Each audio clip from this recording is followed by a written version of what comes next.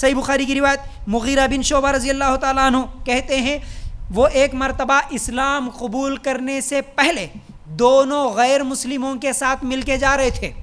اسلام قبول نہیں کرے، ابھی صحابی نہیں بنے، غیر مسلموں کے ساتھ مل کے جا رہے تھے. جاتے جاتے راستے میں دھوکے سے ان دونوں کو قتل کر دیے. ان کے پاس مال تھا، پیسہ تھا، وہ پیسہ لے کے اللہ کے رسول صلی اللہ علیہ وسلم کے پاس آئے اور بولے اللہ کے رسول میں کلمہ پڑھ کے مسلمان ہوتا ہوں، اور کیونکہ میں ابھی دونوں کو قتل کر کے ان کا مال لوٹ کے لے کے آئے، یہ بھی آپ کو دینا چاہتا ہوں. اللہ کے رسول صلی اللہ علیہ وسلم نے کہا تمہارا اسلام تو منظور ہے، تم کلمہ پڑھ کے مسلمان بنتے، بول رہے ٹھیک ہے مسلمان تو بن سکتے، لیکن وہ مال ہمیں نہیں چاہیے کیونکہ یہ ناحق قتل کر کے تم لائے. صحیح بخاری کی روایت. یہ قتل جائز قتل نہیں تھا، ناحق قتل، دھوکہ دے کے قتل کرے، غیر مسلم کو قتل کرے، لیکن وہ غیر مسلم کا مال ہے پھر بھی اللہ کے رسول صلی اللہ علیہ وسلم نہیں لیے. یہ ناحق قتل ہے، یہ جائز نہیں ہے.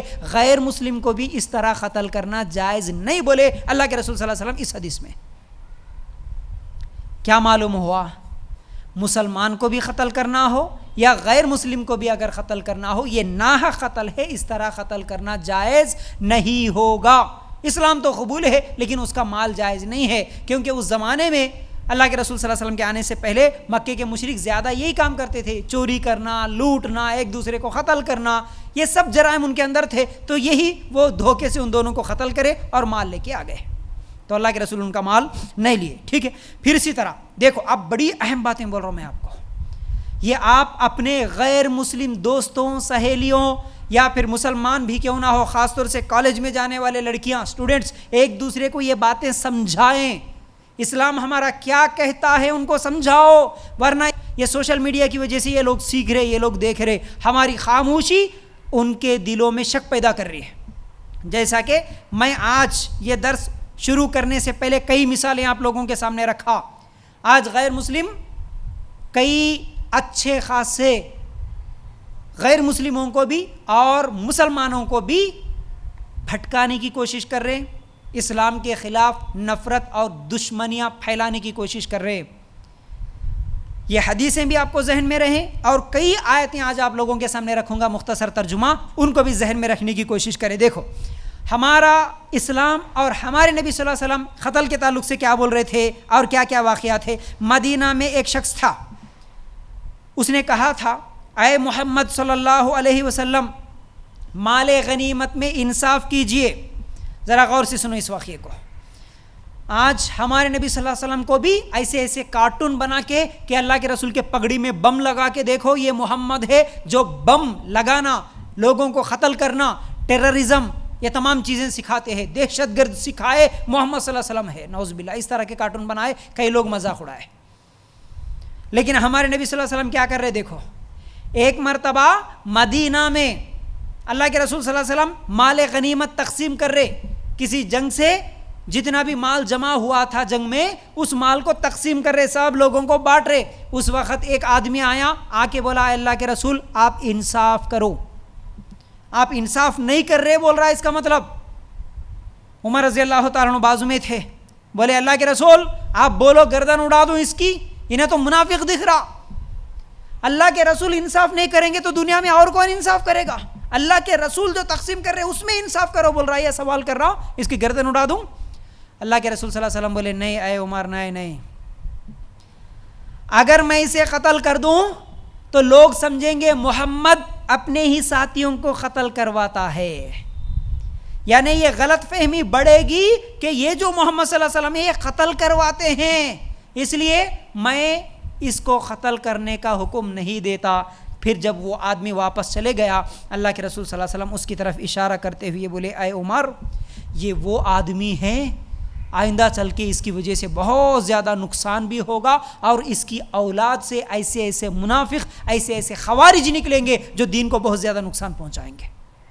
یعنی اللہ کے رسول صلی اللہ علیہ وسلم کو معلوم تھا، اللہ تعالیٰ بتایا تھا کہ یہ آدمی اس کی اولاد سے اور یہ جو فتنے پھیلائے گا اسلام کے خلاف، اس کی وجہ سے اسلام کا اور دین کا بہت زیادہ نقصان ہوگا. معلوم تھا اللہ کے رسول کو، اس کے باوجود اس کو چھوڑ دیے. کیوں؟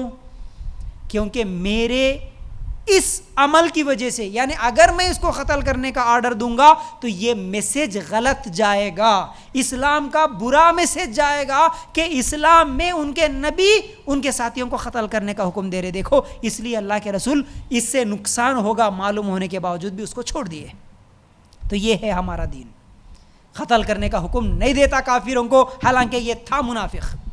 جنگ بدر کا واقعہ ہے کہ جنگ بدر میں 70 مکے کے بڑے بڑے مشرک پکڑے گئے، 70 مشرک پکڑے گئے، لیکن اللہ کے رسول صلی اللہ علیہ وسلم چاہتے تو سب کو قتل کر دیتے تھے، کوئی بڑی بات نہیں تھی، لیکن اللہ کے رسول صلی اللہ علیہ وسلم ان 70 مکے کے مشرکوں کو چھوڑ دیے، فدیہ لے لیے، چھوڑ دیے.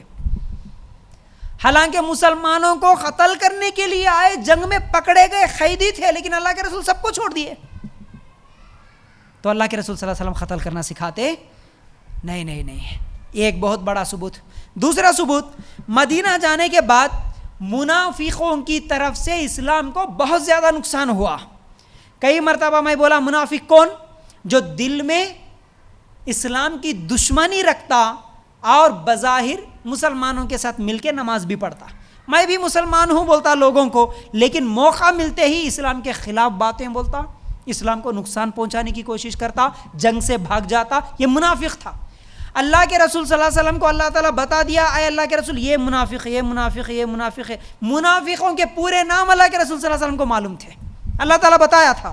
منافق اللہ کے رسول صلی اللہ علیہ وسلم کی بیوی عائشہ رضی اللہ تعالیٰ عنہ پر تہمت لگایا. منافق انہی کی وجہ سے صحابہ قتل ہوئے، انہی منافقوں کی وجہ سے اسلام کا بہت بڑا نقصان ہوا. اللہ کے رسول کو سب معلوم ہے انہیں منافق ہے، اس کے باوجود اللہ کے رسول صلی اللہ علیہ وسلم کسی منافق کو کبھی قتل نہیں کرے، کبھی کسی منافق کو قتل نہیں کرے. اسلام اگر قتل کرنا سکھاتا تو سب سے پہلے منافقوں کو قتل کرواتے اللہ کے رسول. پھر اس کے بعد فتح مکہ، اللہ کے رسول صلی اللہ علیہ وسلم 10,000 کا لشکر لے کر ایک کمانڈر کی حیثیت سے جا رہے، اور وہ مکے کے مشرک جو زندگی بھر اللہ کے رسول کو ستائے تھے، اللہ کے رسول کے صحابہ کو، ساتھیوں کو ستائے تھے، قتل کر دیے تھے، مارے تھے، مال کھینچ لیے تھے. اللہ کے رسول صلی اللہ علیہ وسلم کے چچا کو قتل کرنے والے دشمن سامنے، اللہ کے رسول صلی اللہ علیہ وسلم کی بیٹی کو تیر مارنے والے دشمن سامنے، اللہ کے رسول صلی اللہ علیہ وسلم کا مذاق اڑانے والے، اللہ کے رسول صلی اللہ علیہ وسلم کو لہو لہان کرنے والے، اللہ کے رسول صلی اللہ علیہ وسلم کو مکہ سے مجبوراً نکالنے والے، بھوکے پیاسے تڑپانے والے، وہ سب مکے کے مشرک مکہ میں موجود ہے.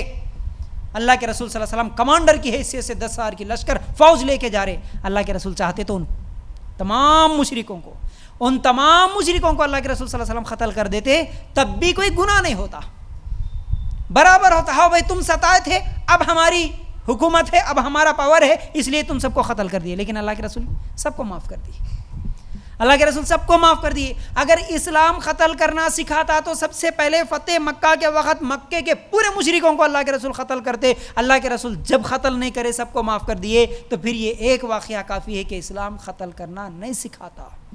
دشمنوں کو معلوم ہونے کے بعد بھی، یہ دشمن ہے معلوم ہونے کے باوجود اللہ کے رسول صلی اللہ علیہ وسلم سب کو معاف کر دیے. تو اللہ کے رسول کی زندگی بتاتی ہے کہ اللہ کے رسول کسی کو جان بوجھ کے نہ قتل کرے، نہ قتل کرنے کا حکم دیے. اچھا، اس کے بعد ایک اور اہم بات ہے، اللہ کے رسول صلی اللہ علیہ وسلم 9 جنگوں میں شریک تھے.